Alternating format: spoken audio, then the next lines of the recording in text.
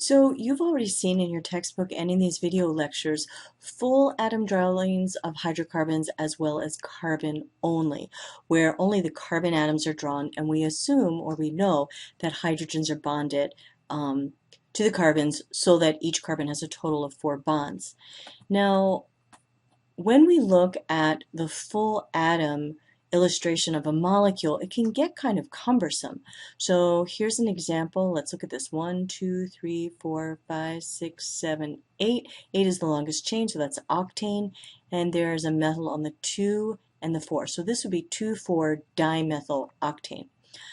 Many times, rather than write the C with each hydrogen bond expressly drawn as lines, a CH3 is written instead. So these two methyl groups would be written as CH3, CH3.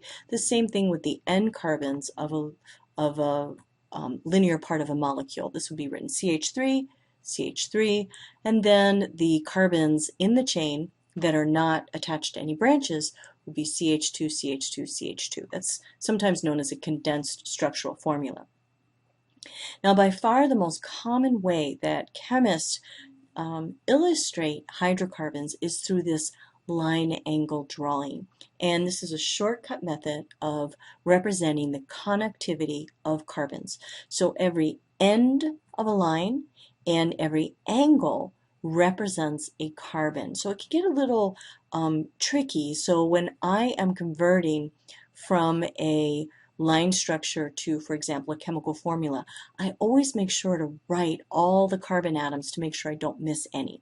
So if we look at this line structure here, this represents the 2,4-dimethyl octane above. So here's our carbon, our N carbon right there.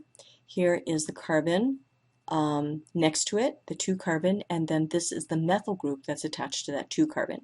Here's our 3 carbon, here's our 4 carbon, which has the methyl group attached to it, and then 5, 6, 7, 8. Now, when we draw a line structure, we never ever draw the hydrogens, but we can tell how many hydrogens are bonded to the carbon because we know carbon needs a total of 4 bonds. So if we look at this N carbon here, it only has 1 bond to another carbon, so I know it has to have 3 hydrogens, and it does. If I look at this second carbon, it has 3 bonds to other carbons, so I know it only needs 1 hydrogen. And when we look at the full atom illustration, we see that's true. Likewise, this carbon at the end only has 1 bond to another carbon, so I know it needs 3 hydrogen because each carbon must have a total of 4 bonds.